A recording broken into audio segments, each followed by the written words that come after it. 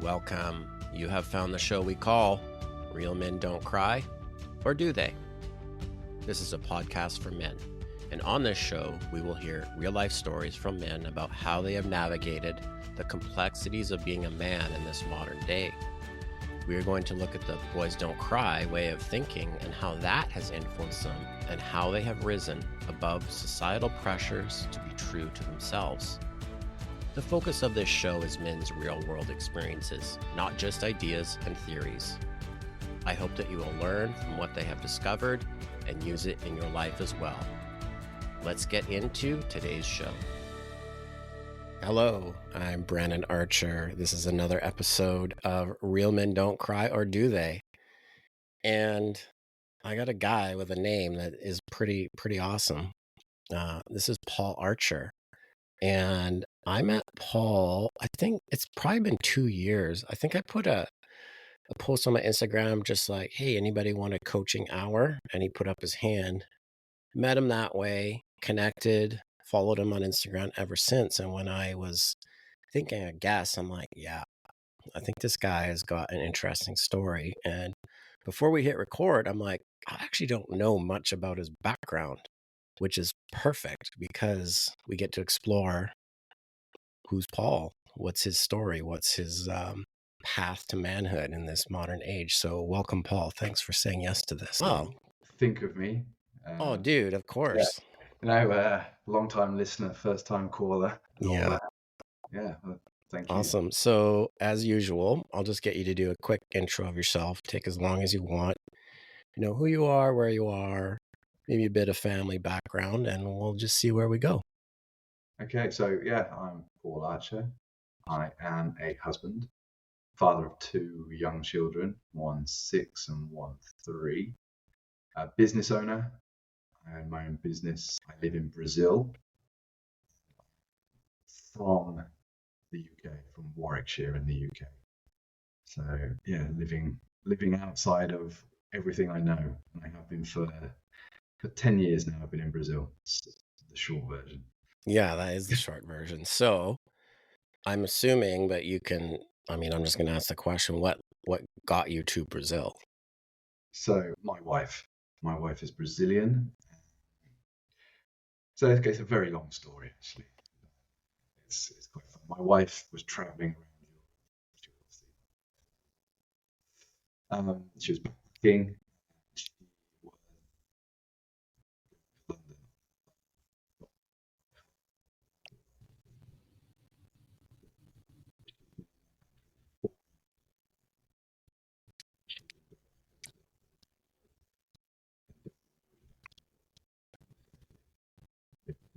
Wow.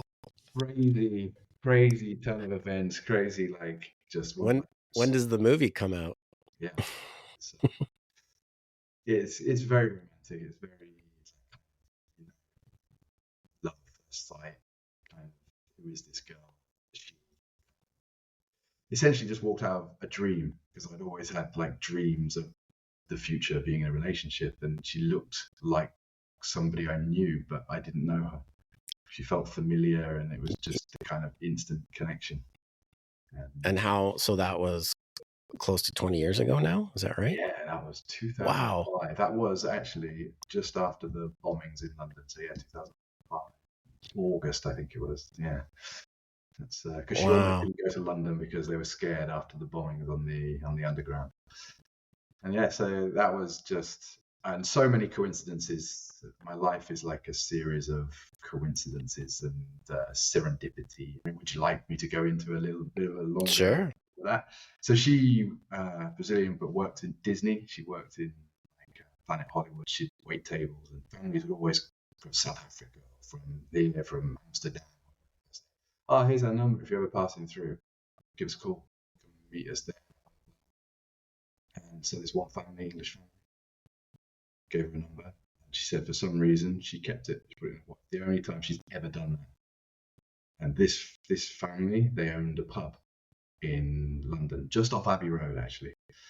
And she kept it, and she called it, and I was working at the pub as a student in my job, and that's What the Yeah. hell?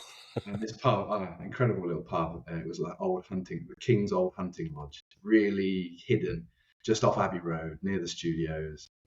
Celebrity neighbors, everything. Like no one really went there apart from the people who lived next to it. Like really unusual. You get all the Abbey Road crew coming in there. All the bands that would record in Abbey Road would come for their drinks afterwards. Like a wild place. And yeah, it was just complete, like designed, felt designed. Yeah, dude, that's just a whole nother realm of Yeah, and then I yeah, like you get these hints from the universe, right? The universe kind of tells you you're on the right track. You can say God, you can say the universe, put whatever word you want in there. So we'd been together maybe 6 months, I'd say. So January 2006, I went to Brazil with her to meet her whole family. And this is like the serendipity of my life. We went on a cruise with her whole family, like 20 of her family, on a cruise down Brazil to Argentina on a boat. We get on the boat, she opens the pamphlet, and she's like, "Oh my god, you're never going to guess where the captain's from." I'm like, "Where?" "It's from your hometown." I'm like, "Shut up! The captain of the boat's from my hometown." I'm like, wow, okay, so he's going to do a champagne reception. Let's go meet the captain. Say hello. Saying good evening to everybody, Portuguese. And I'm like, "Don't speak Portuguese to me. I'm English."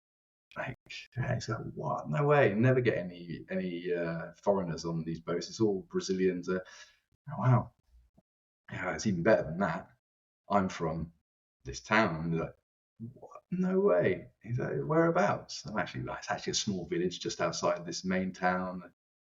He looks at me. He's okay. And I said, "Oh, it's just that." He's like, "So are your mum and dad these people?" And I'm like, "Yeah, they are." And he's like, "I held you when you were a baby because I what? live opposite your mother and father when you were born."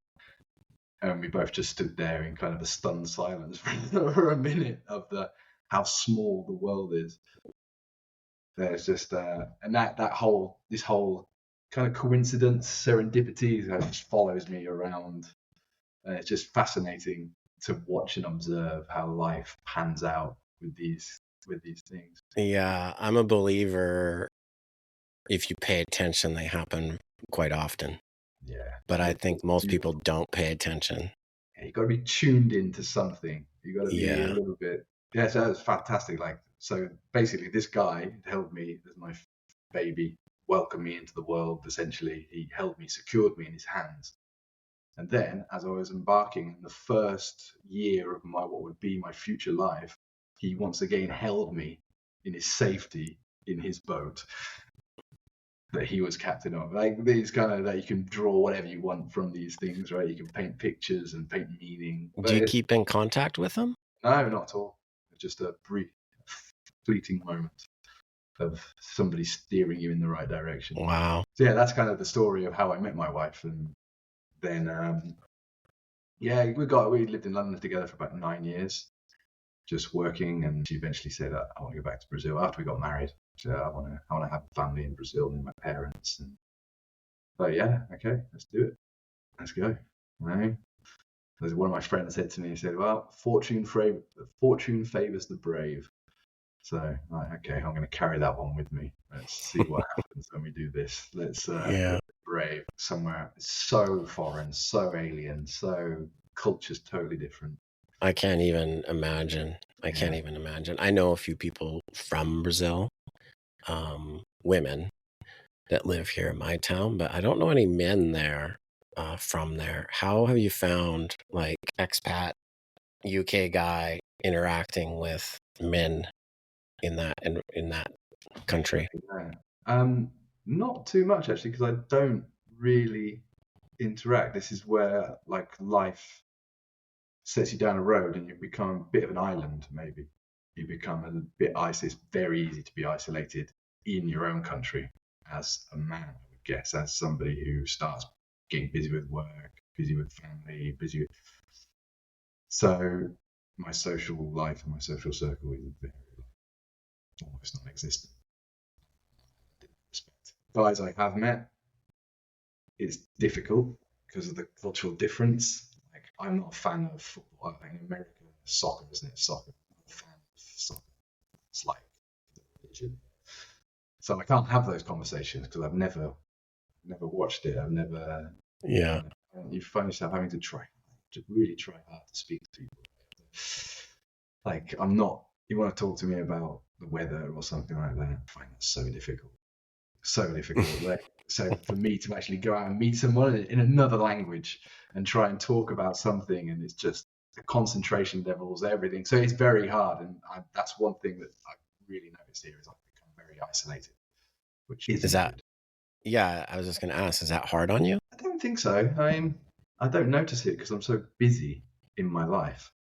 My life is really busy. My work is really busy. My kids are really active and busy. And like, I get to the end of the day and I'm like, where the hell's the day gone? I haven't got time Yeah, to socialize. Essentially, it's I think that's a modern day curse, right? it is a modern day curse, definitely. It's, Well, when you were in the UK, what was your, I'm actually curious about growing up in the UK and the kind of like in North America, I'm very familiar with kind of the ethos we have around masculinity. I actually am not going to assume that it's the same in the UK. I have seen some documentaries about, men kind of tapping into emotions and masculinity and trying to figure shit out. It was very progressive for sure, based in the UK. But what was your experience growing up, and what were you told being a man meant? well, yeah, that's. I grew up playing rugby, so I following that path of the masculine thing to do is to drink. The masculine thing to do is to be. You have to be the loudest. You have to be the. You have to try and lead. Yeah, everything's in a bit of a. It's hard to explain. It's like almost it's a battle for being on top in that team, so you don't suffer the consequences of like the pranks. Like there's a lot of that kind of. You don't want to be the one who, kid that gets shit in and things like that. Sorry, swearing. I'm not sure if that's Swearing is welcome yeah or here, not. encouraging, actually Yeah. encouraged. Okay. So and that's and oh man, I would say I lost a lot of years to that actually, to that mindset of what is a man? Who are these guys around me, surrounding me from like I guess I played rugby since I was like 5 years old, but in those teenage years where you're really figuring stuff out, like you get to 14, 15, starting to drink a few beers here and there, and you look around you, who are the guys playing in the first team of the rugby club? Who are these guys around me? Who are these guys going out? What do they do? Like they must be doing something right because they're all successful, right? The car park's full of Porsches and Land Rovers and things like this.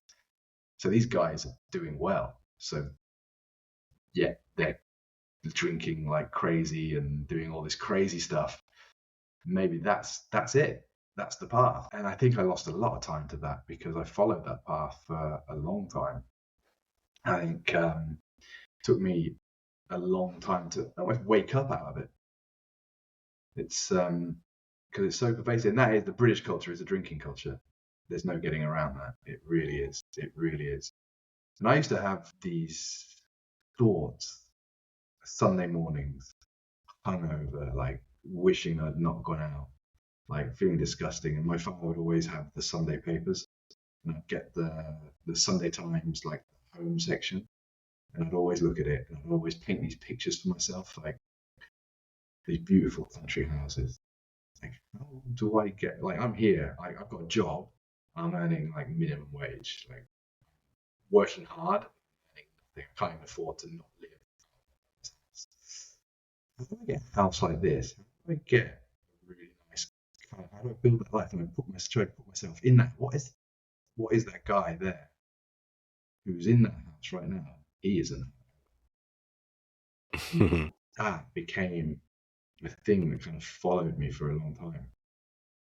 That guy, if I put myself in that house, in that life that I can kind of see in these pages and kind of build up this picture, I think that's when I started to develop this kind of future self thing, this kind of picture where you want to be. It's like, and it always, but it never struck me. It never was never obvious, but I could feel it when I put myself in that position. That guy wasn't drunk. He wasn't hungover. He didn't do that. But that I could never figure that bit out. It took me so long to figure that out. Like, because haven't been How drinking old for. do you think you were when you figured out that guy in that house is not hungover today? It must have been like to my late 20s before I really started clicking. Like, yeah, this doesn't get you anywhere. It's kind of, it's a, yeah, but it was just, that was the path. And if you wanted to socialize, you go out on a Friday night with your mates, or you go on a Saturday night, and you just drink with the lads. And you drink until you fall over, essentially, and then you go and have a curry, and then you go to a nightclub, and then you don't remember anything. You've spent all the pitiful amount of money that you've earned that week on booze, but you've had a good laugh with the guys. You've played rugby, you've been a team, and that's it. You yeah, that was the man. Like, and it's just such a, and it felt so disconnected from what I would picture in my head. And I guess I was always searching for a way to connect that. Now, if I look at my life, like just recently, I've started taking a step back and looking. Like, I started meeting with like a psychologist, like essentially just somebody to talk to, really, and taking a step back from my life and going, oh my god, this is that. I'm there now. I'm living inside that magazine. It's become reality. Nice. It's amazing when you take a look at it. If you can start building towards something, start building a picture, and then you realise you're right. But when I was living in London, I used to do that as well. I used to look at the houses opposite where I lived, just before I moved to Brazil, actually. And they were beautiful townhouses, and you could tell the people who lived in them, and you could see them. And I was freelancing by then. And days where I wouldn't work, watch every day, just in the house, like bedroom, kitchen, whatever. And they've got like a several £1 million townhouse, and you're not rushing anywhere, you're not doing it. Like, I just kept thinking, it's amazing. It's amazing. How did they do that? How could they do that? I want to live like that. I don't want to be rushing out on my bike in the rain to go to an office to do 8 hours of work or 10 hours of work to come back in the dark, in the rain, and be exhausted, not have any time for myself. Like, I want to cook my own lunch in my own house and walk around my house. And then, again, I realized this recently. If I lived opposite myself now and looked in, I That's am what you'd see. exactly what I was looking at before. You bring up something really, really, really fascinating. And I don't think men talk about this. Women, I think, talk about this kind of stuff a lot. I had two main dreams when I was a kid. One was I knew, just because of my childhood and my family situation, I could not be a professional cyclist. I just knew that wasn't going to happen. But I said to myself, one day I'm going to be a wealthy man, and I'm going to provide a team for kids like me so they get the opportunity to do that. I was 17, probably kind of goes on the shelf, but in my mind. The other one was I just know I'm speaking in front of 10,000s of people on a stage. I envision that, like, that's going to happen. The weird thing is, much like you found out, these things just happen if you like sense them deeply enough. It's a few years ago now, created a youth cycling program in my town. Happened to be with a former professional cyclist with the most famous name in the sport of all time. And I just did it because, like, I wanted kids on bikes and this whole thing. Before you know it, we had the biggest program of its kind in Canada. And I went, and I didn't realize what happened until a few years in. It's like, holy shit. I did that thing that I dreamt of when I was 17. Didn't look exactly how I thought. Like, you probably thought you'd be in London, Yeah, right? that's the thing, right? You start it, and you have that goal, you have that destination, but you don't really know what it's going to look like. But at least you're on the path there, and it's always in the back of your mind. You're always taking a little step towards it in some way. in some way. And yeah, and it happens without realize. It's funny, isn't it? It's a really the way it just appears, and you're like, you take a step back and like, oh, this is what it looks like. This is how it is. Yeah, Uh, I've had in my changed behavior over the years, I'm like, oh, I'm here. I never knew I could like clean up all my trauma so that I presented myself the way I wanted to. But I think there's some value in, have you ever done a mind experiment of like, what if you didn't realize the drinking thing? What if you had just yeah, stayed on that I path? I think about this all the time. Though I'm like, what was it that kept me not fully immersed in that life? What was it? Because like after the drinking, I had friends, and it was the club scene, and there was people there who were in it.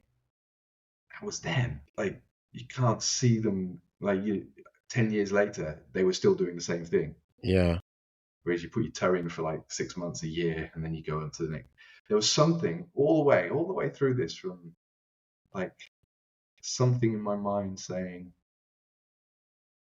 there's something else. This isn't the destination. This isn't the destination. This is, don't get off at this stop. Don't get off at this stop. Keep going. And I don't know what that is. I just feel like, who gave me that? Did my father give me? Did my mother give me that? Did my family give me that? Where's that come from? I've no idea, because it's a mystery. It's an absolute mystery. And I feel so grateful and lucky that I had that extra little something in my head that wouldn't let me Yeah. get off at that station. And that was it for What Well, yeah, what about your parents? What was their lifestyle? my parents. My dad, my dad worked in the same job since he was 16 Wow. in the factory until he retired. He obviously changed jobs a lot. He started on the factory floor when he was young. I think he said the story is his mum got him the job, and he went to the job, and he just stayed in this company this whole life. And he went to the sales. He went to. I remember when I was a kid, he'd come home with a lorry, and so he was doing a bit of lorry driving, which is the coolest thing in the world. When your dad pulls up in a lorry, and you get to sit in it, things like that.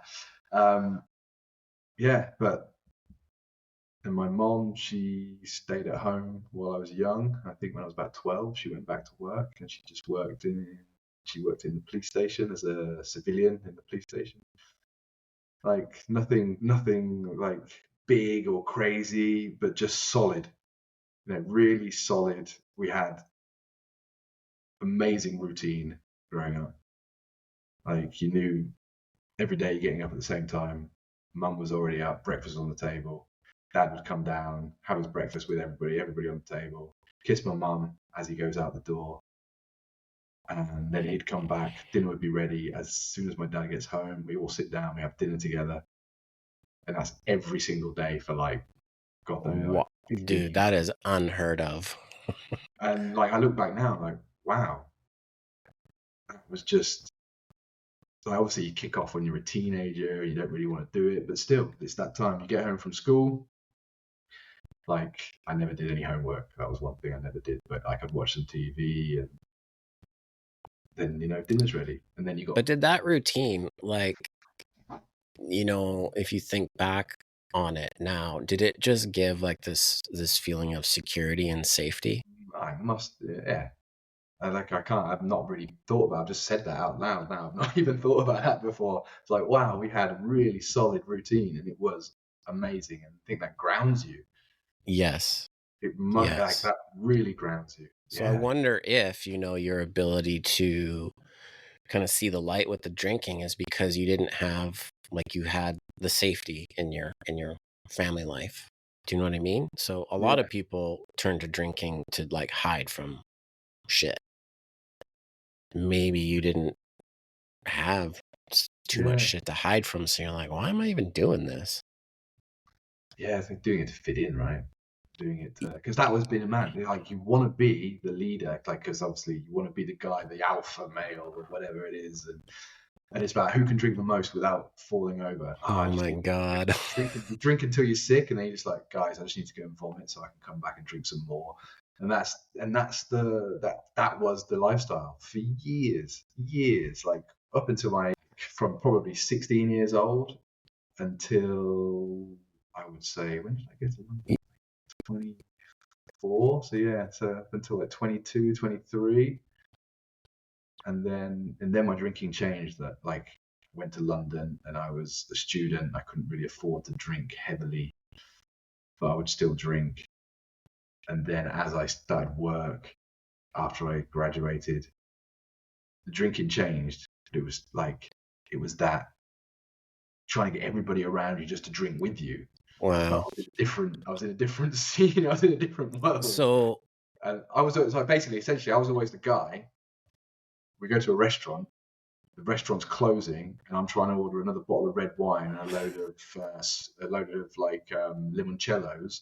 And I yeah, don't want the night to end. And everybody's like, "Yeah, it's time to go home." I'm like, come on, get another bottle. I'm just like over enthusiastic, overly drunk. I don't want it to end. Let's keep going. Let's keep going. That was me till it until wasn't. it wasn't. Yeah, no, I think it's when my son was born, really. And I kind Oh of man, fatherhood changes things. and I was just drinking.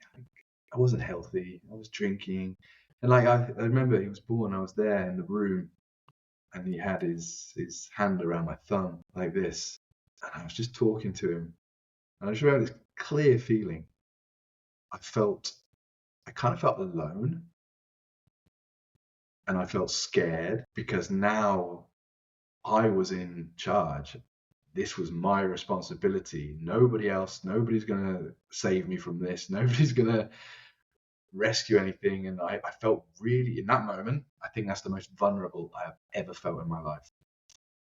Like, vulnerable to anything. Like, I just felt almost naked.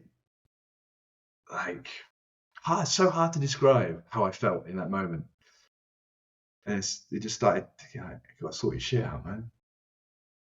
You got to sort your shit out. Like, and then like it didn't happen straight away. Obviously, I think it was his first birthday. I kind of around his first birthday, I stopped drinking. It's been first, yeah. And like you got a son who's crying all night, and you've had a bottle or two bottles of wine on the sofa, and you're trying to get up in the middle of the night, and you're like stumbling.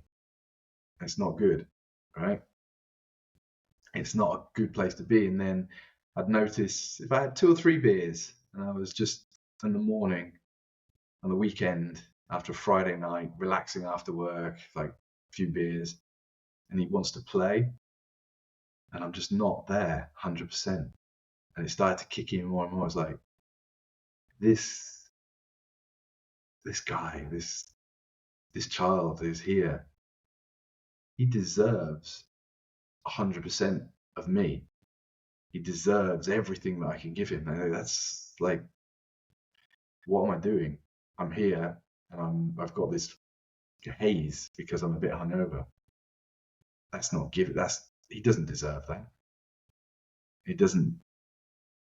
He's got no idea like anything about that. He just doesn't deserve that. And then it took me, I think, another 3 months, 4 months of I ordered loads of books about alcohol, about all the sober curious hashtag was quite big at that time, and all this like the effects of alcohol, what it does to your body. And I just immersed Mm. myself reading. I was like, yeah, I'm done. And that was it. And that was like 5.5 years.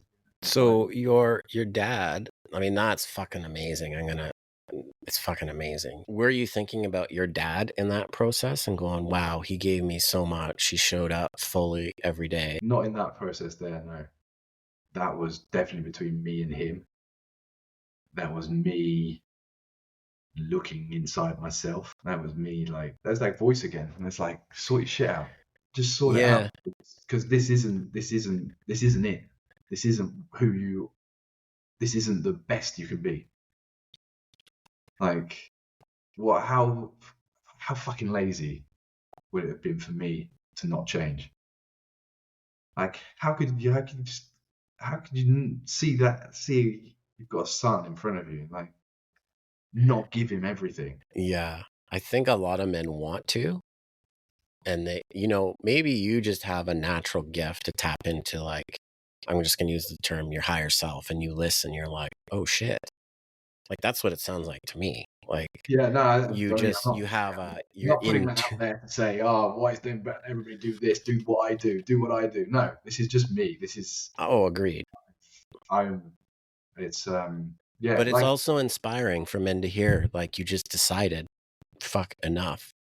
Like, dude, that's impressive. Like, that's impressive. it's nice to hear because I've never even. I think it's because I don't talk about to anybody. So you just assume it's just something you've just done. That's something I've done. Next, next, next No, chapter. Paul, that's an inspiration, right? Like, I have a man in my men's group who is a recovered alcoholic. I have a ton of respect for him, but it ate him alive. Ate him alive. And, his story is different than yours. And I'm not saying you were an alcoholic, but that wake up call was your son. And that's fantastic. Like, that's powerful. Men need to hear that. Like, I looked at my son and realized he deserved my best, and alcohol was in the way. They Yeah, just need to hear that another man did it and can do it. that's it. You feel the alcohol. You can feel the clouded Yeah. vision, the clouded brain. That's something in between the connection that you can build. It's a Well, physical. I am drinking right now, but I stopped drinking for almost 2 years for various well, actually, it's a similar reason to you. Well, multiple reasons, but one of them was, okay, Brandon, who makes $1 million a year, that guy doesn't drink. I'm And I like, say okay, you've got that thing, you've got that same thing, right? It's you can put yourself into that, yeah, not another person, into another dimension, to another time. version of you. So I don't yeah, know. and you start to build that person.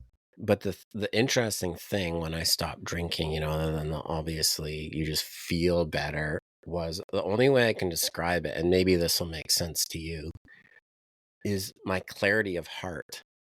Like, I could hear myself and what I wanted and so much clearer. It blew me away. I was like, what is going on right now? Like, That's interesting. That's it's scary. It's very good scary point. to sit with your own voice, and you can't just drown it out by getting drunk. What I really focused in on in those first, I think it was the first 4 months, 3, 4 months, really difficult. It was all the triggers. Mm, I had an office for my company back then as well. So it was like Friday afternoon, sun shining in Sao Paulo. Like Sao Paulo, it's just like bars. You sit on the street, you have a beer, and it's hot and it's sunny, and it's like, okay, Friday afternoon, finish work, and there's this rising emotion. The answer to that emotion used to be a beer. It's like, okay, so now that emotion has nowhere to go. Where does that emotion go when it doesn't go to alcohol? And that would happen with so many different triggers. hmm Okay, this, I would usually do this and have a glass of wine, or I would do this and have something else. And then you've got this almost like a nervous energy that comes, and it would go into the alcohol, and the alcohol would go into you, and that's the interaction, and that's gone. Then you just got to get a bit twitchy, like, okay, so what is this? And then you start like really looking, observing those emotions and those, like, why am I feeling like this? Okay, so this is, before you wouldn't even notice it. You just go and go have a drink and done. And like, okay, where did that come from? Yeah. That's odd. Why is that attached to that? That's bizarre. That was a journey. That was a journey. I mean, now I can't even. I've got no desire to drink. Like, I tasted a beer. I'm like, lost it. I tasted a sip of red wine like a year or so ago. It's like, it's disgusting. Like, it just tastes like shit. Yeah.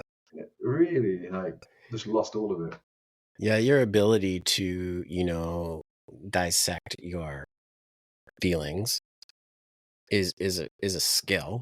It's a skill anybody can learn, but for the men that, it doesn't come naturally, you can learn how. Like, you have this natural ability to just question things. That's great.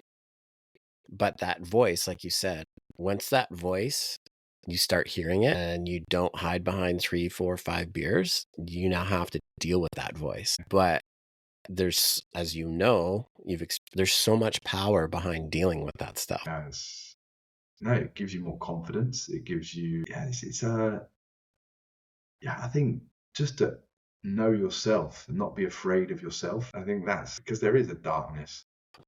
There is a, like Yeah. you would say, the shadow or something like this. And you can't, like, alcohol kind of keeps you away from that, I would Yeah. say. Any kind of drug or alcohol will keep you away from facing that. But to actually understand it, almost treat yourself as or a documentary. What's this Yeah. coming up this season? What's this episode about? Here we go. This is That's a like cool something like way that. to, yeah, that's a cool way to tackle it Like, because it's true. It's true. It's like, for me, I think I've dealt with something in my shadow. I don't use that term a lot.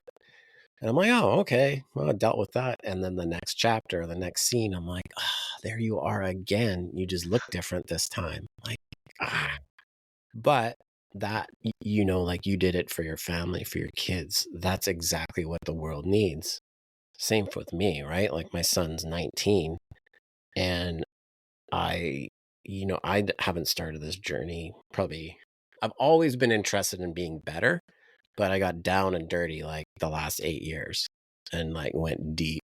And now I'm like, wow, I have to teach him all this stuff. Like I have to provide a space for him so that he has a different experience than what I had.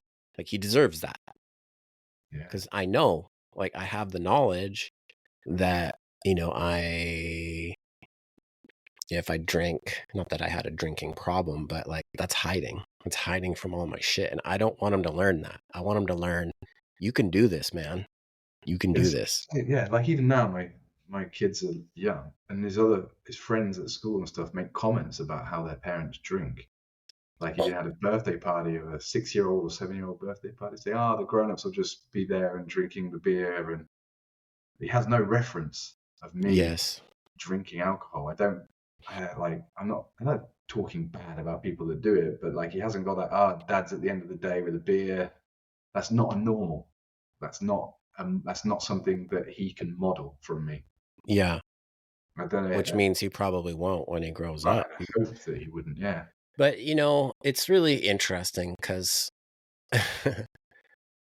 alcohol is the most accepted poison we put on our bodies, like socially, like how you grew up. So it, Yeah. like if you don't go out and you don't, so what's happening in Canada is, especially when like everybody's like, well, why don't you drink? And you got to explain why you don't drink. It's like, shouldn't it be the other way around? Like, why are you poisoning yourself?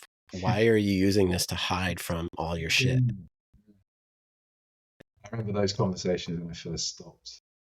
It was like boring. What I ended up doing a lot of the time was just going somewhere and getting one of those alcohol-free beers, Yeah.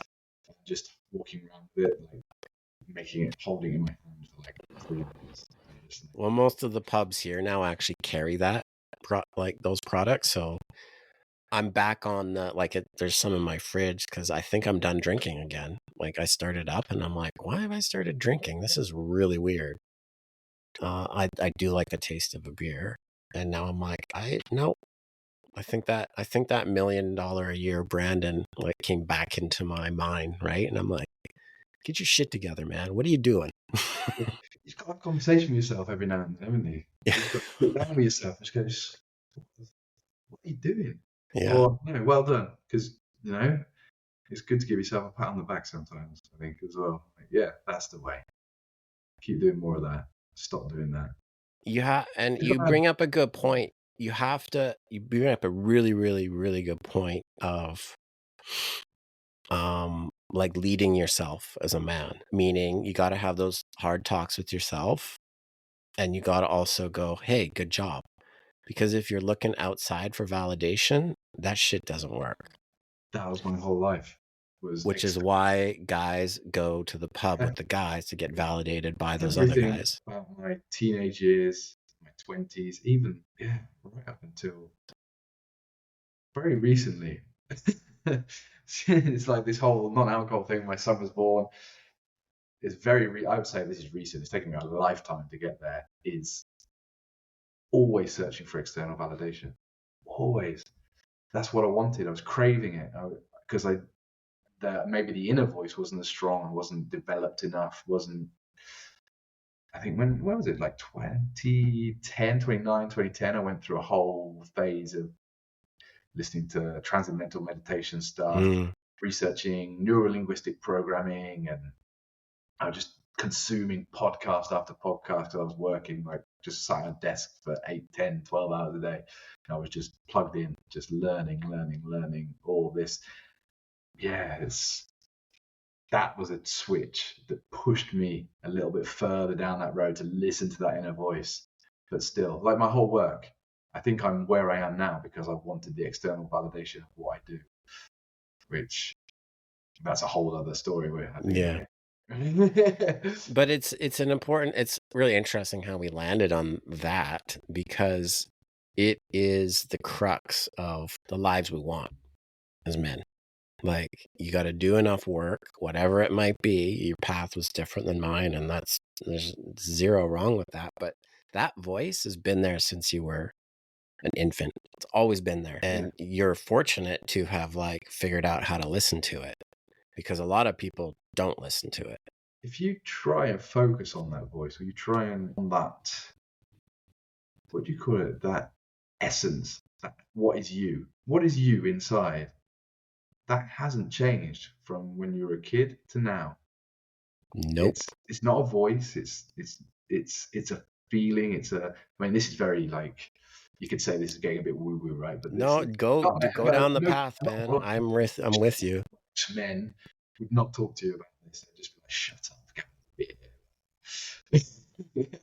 But it's that energy that is you, your soul, your whatever you want to call it. That if you can feel that inside you, that's not changed from when you were born until whenever. That is the same. You are that same energy, that same. And you've got to communicate with that. I think because this one good book I did read was the Eckhart Tolle or Tolle, Yeah. the Power of Now, Yeah, where he it's talks right there. about It's right in this bag, right at my where he feet. talks about you sit on that chair in your mind, you picture yourself sat in the room on the chair, and then you remove yourself from you and you look at yourself sat on that chair, and then you can start to observe all those emotions happening because you are that energy. You're not that person. You're not those emotions. All those emotions, all that anxiety, all that even happiness, all that stuff that's going on, you can pull yourself out and you can watch it all happen. And Yeah. if you can try and master that in your day-to-day life and not get pulled into that lower emotional thing, and you can say, okay, I understand what's going on, I'm reacting, I'm upset, but then that gives you a little bit of an advantage, I would say.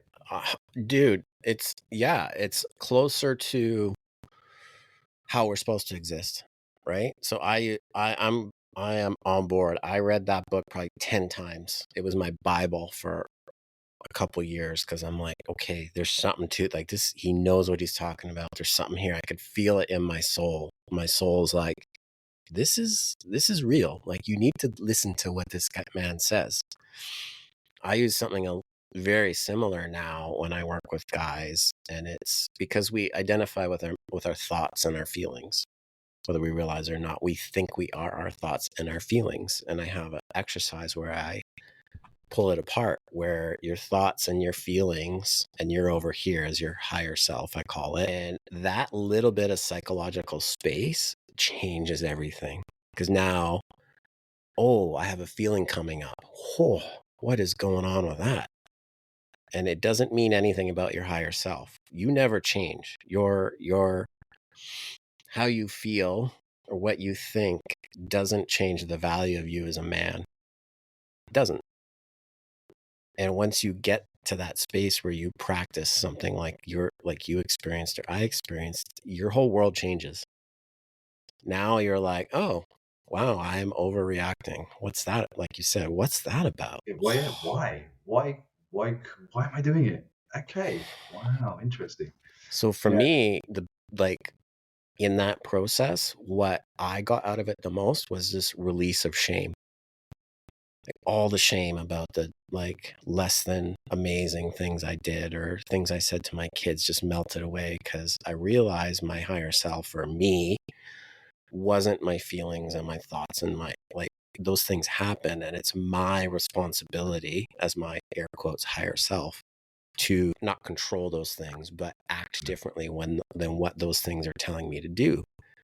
But when we identify with those things, when we think we're our feelings, when we think we're our thoughts and our brain and oh it's just me, you're fucked.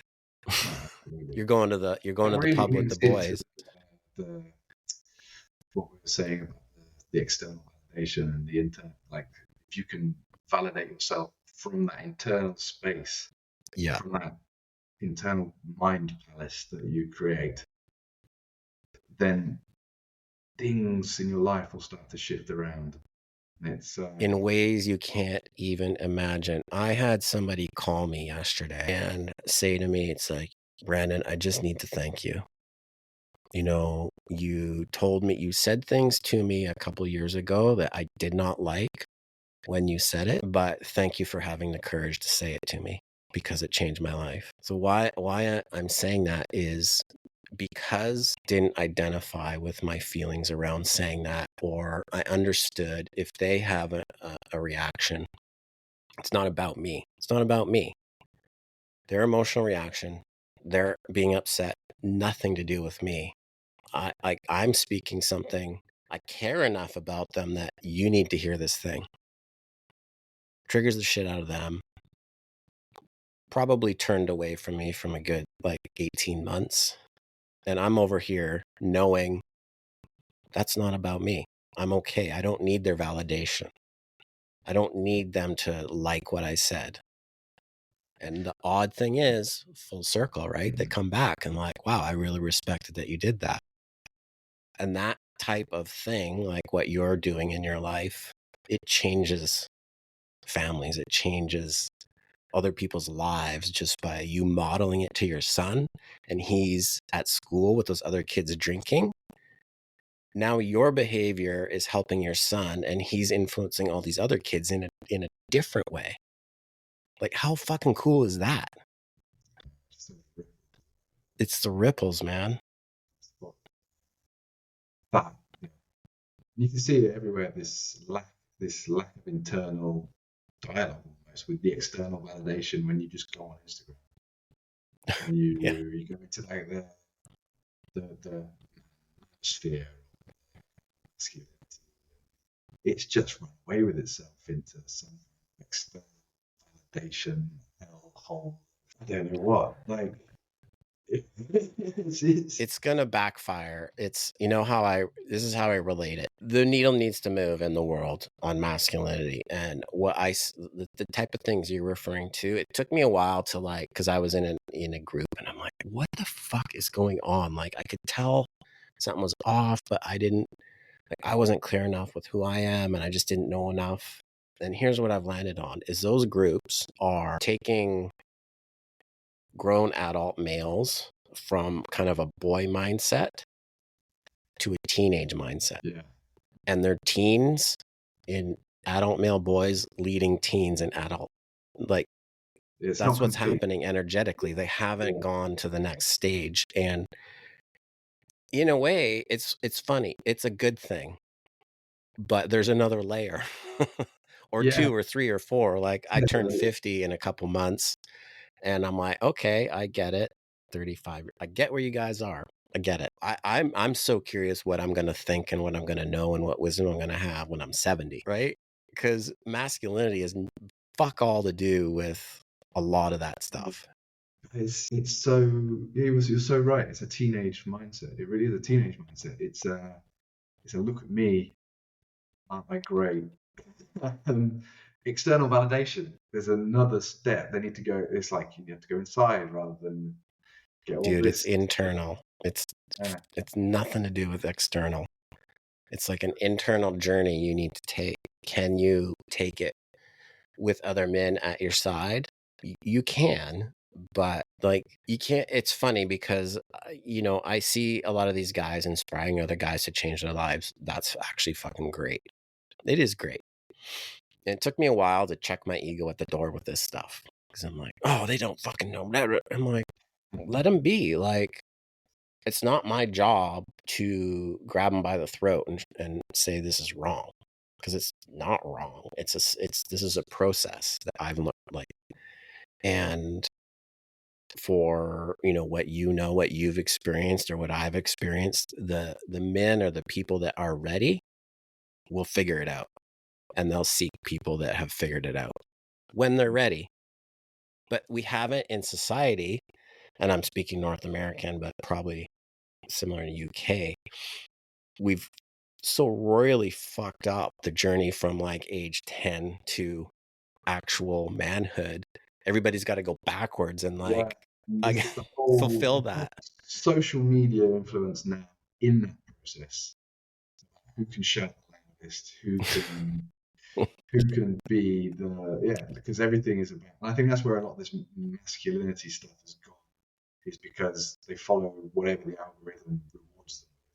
So the more Totally. extreme your message, the more extreme your message at 2 a.m. No, I get a quarter to 3 and eating 1,500 calories a day because I'm hardcore. Follow me, and it's going to make you the best man in the world, the best man in the world. You're going to be a leader. And then you've got the other ones that go extreme for religion. And so the algorithm starts rewarding all these extremes. And that's everybody follows these extremes, and that's what gets thrown to people. And then you've just got this, and it's not real. It's just not real. Yet people are living that because, like, the people who maybe run these accounts, they're like, their egos are swelling because they've got hundreds of thousands of followers, and they're making loads of money because people are signing up for their courses and signing up for this, and then they get self-important, and it kind of misses the whole point of the whole thing. Yeah. It's just bonkers to me. It really is. I just can't get my head around it. Like, I was in it. Like, we were in the same group to start with, right? You just before me in Kurt's group, and I thought that was like a real steady, really great. And then somewhere in the last 2 years, it's just gone somewhere else. It's unbelievable where it's gone. I've recruited a couple people that I'm like, you guys got to keep me in check. If I ever go down those paths, you fucking like grab me by the throat. I'm like, I've got to say more of this. Got to be more controversial. Got to be more. Yeah, because like I am trying to build a business, but my integrity, it's trumping the like methods, and I'm like, fuck that. I'm gonna listen to that inner voice, that inner knowing. I don't give a shit. Like, I don't give a shit. I'm doing it my way, and it calls to me, and that's what I'm gonna do. And you know what it makes me think of, because is Gabor Mate. I think he's in his. I'm pretty sure he's in his 70s, and the books this guy's written in his 70s, he's like a leader, and that's a recent thing, right? Like, he didn't remember listening to a podcast. I think he was like 48 when he kind of like put his head out of the sand and went, something's fucking I've not wrong. investigated him at all, really. Yeah, interesting dude. But my point is like that inner voice that every man, like they've ignored it because, I got to do it this way. So and so says it do it this way. Society says do it this way. My dad says it do it this way. Fucking slow the fuck down and listen to that voice. It's got something to tell you.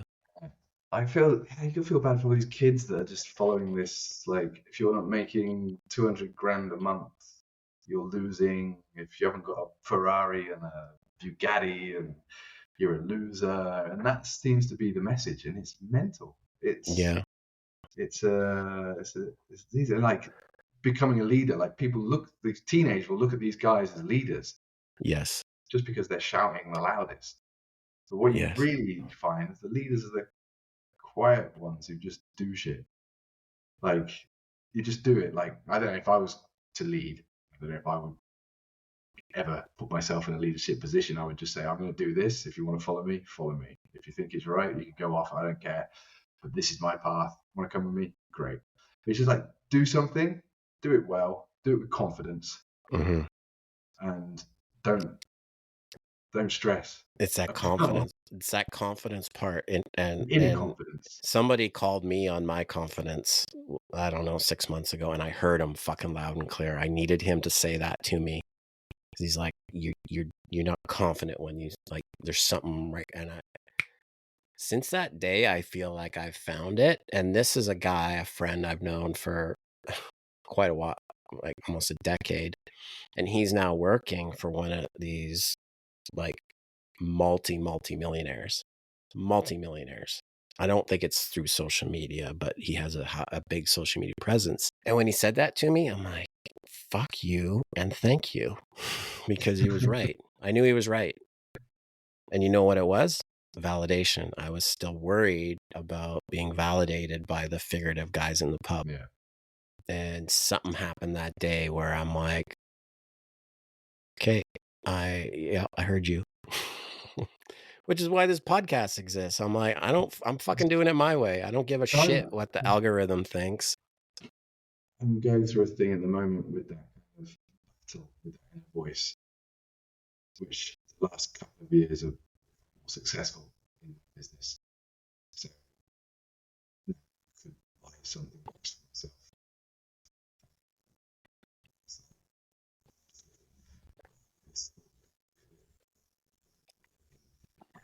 Like, what? Buy that one. Why do I want to buy that? I keep catching myself and I keep going, that's just this impulse. It's an impulse. I want it, I want it, I want it, I want it. And there's this like nurturing of something that's not real. And it's wanting to, it's almost like, I want to pull up at the school in front of all the other dads in something everyone's going to go, wow, nice ride, man.